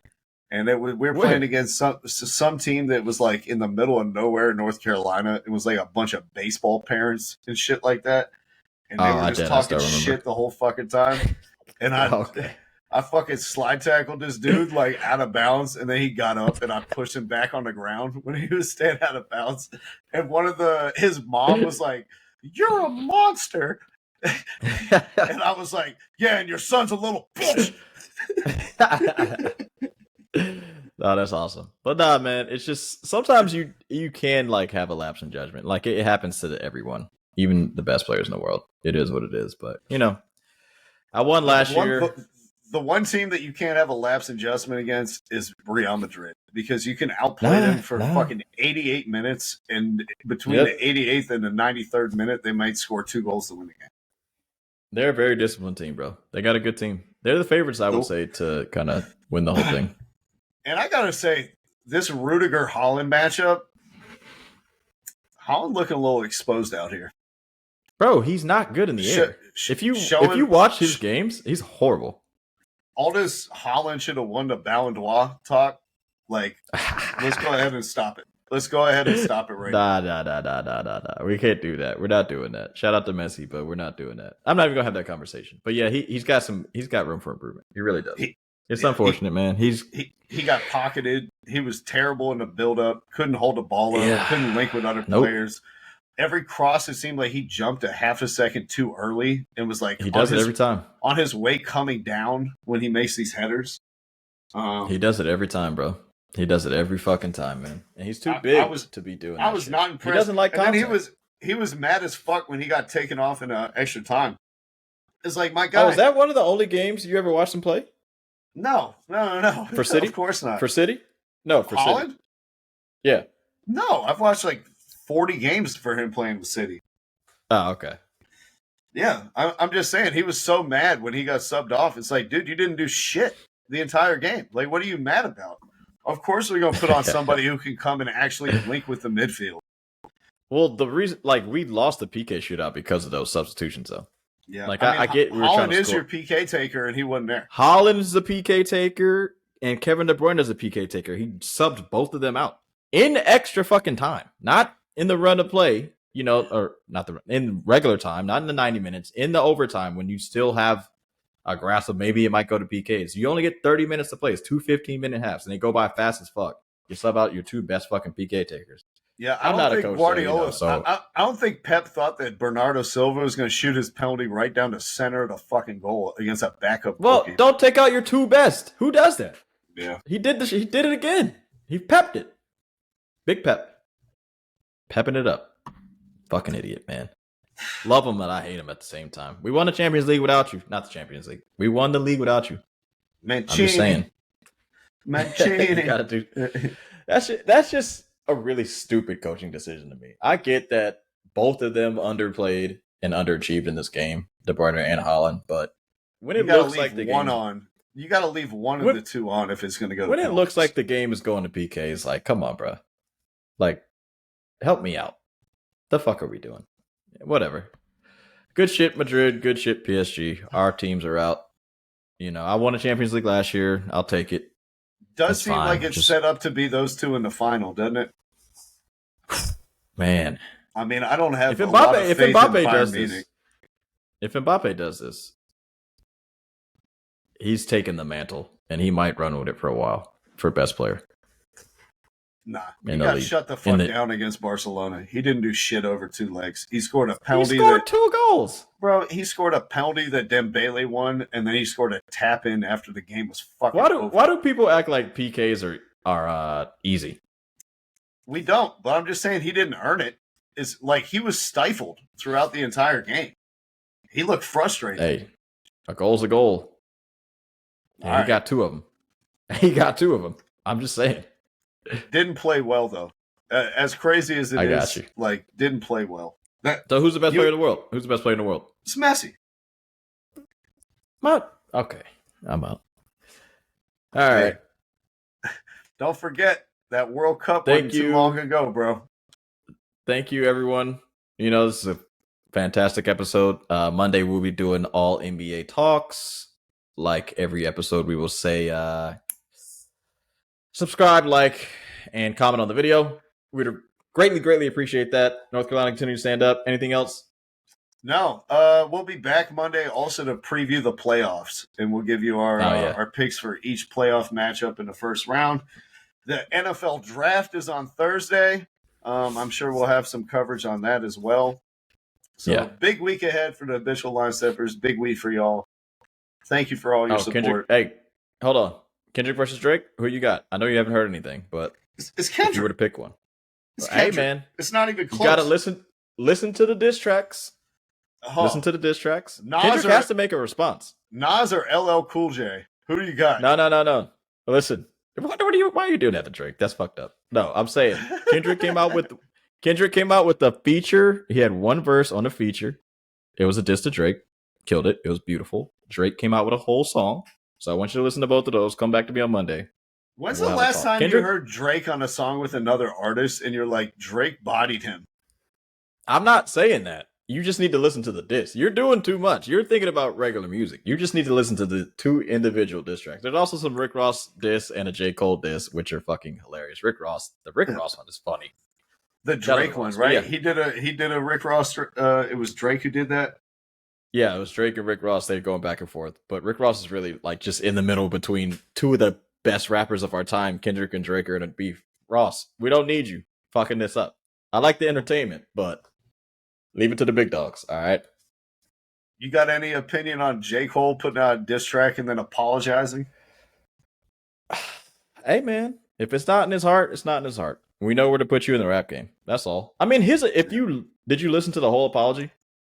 No, I didn't even listen to the diss track. I was like, what the fuck are you doing? You going at the diss track? Listen, bro, I said this shit 15 fucking years ago. And you were there. I was like, Kendrick Lamar is going to be the greatest rapper who ever lived of all time when it's all said and done. I said 15 years ago. I'm not moving off my fucking stance. But he's got to win this beef. There is no beef, bro. This is fucking. How is there not a? This is you got to listen to it. This ain't beef. It's imitation crab. Dude, you got to listen to the songs. I know you know you're busy. You work like 60 hours a week. But I've been following a little bit though. I heard that the Drake one that he did was an AI created song, and it wasn't even him. Nah, it's real. It's real. They play it on the radio and everything. Yeah, okay. They got go to YouTube, hit the shit, listen to it. It's a fire song. It's a nice little club banger. You know, we're gonna have the girl shaking that ass in the club again, like he did with Back to Back. I'm just saying. You know, you and I are not the biggest Drake fans, but I need a response from Kendrick. I just want Kendrick to make a whole diss track and destroy him like we think and know that he probably would. But I need to hear it. I need like a 20-minute long, 300 bars and running the game style diss track where Kendrick just destroys you for 18 minutes. Here's the thing. He better not do something similar to like Eminem's Kill Shot because that beat is not going to work. No. It's just not going to work. Like I need a fucking kind of a little up-tempo, clubby, you know, nice diss. You can rap on any beat. I think he's the best at any type of rap because he even out-rapped Drake on that fucking one club banger. You know what I'm talking about. He always out-raps Drake. He's a fucking phenomenal rapper. Drake is phenomenal he's gotta come out with a diss song. Star. We need a diss song. He can't ignore it, though. That's all I'm saying. Give the people what they want, Kendrick. Ether Give this it to me. See, Drake, he always want like he takes the Jay-Z route where he was like, you know, this isn't just a diss track. I'm going to make it a hot song. You know, like Takeover, which was actually on radios and back to back. I'm more of the Ether camp. Like, you don't need to have this played on the radio. Hit him up. Yeah. Feel the fucking anger seething through the music. That's what I like, bro. And I need while we're on the topic of Eminem, Warning Shot is the greatest diss track that's ever been written. I don't know. No Vaseline and Hit 'Em Up are pretty good for me. And I don't even like Tupac like that. What have we heard from Mariah Carey since? You're right. We only think about her on Christmas. Eminem did that. All right, man. We got to get out of here, man. But appreciate y'all for listening, man. North Carolina, continue to stand up. Continue to stand up. Peace.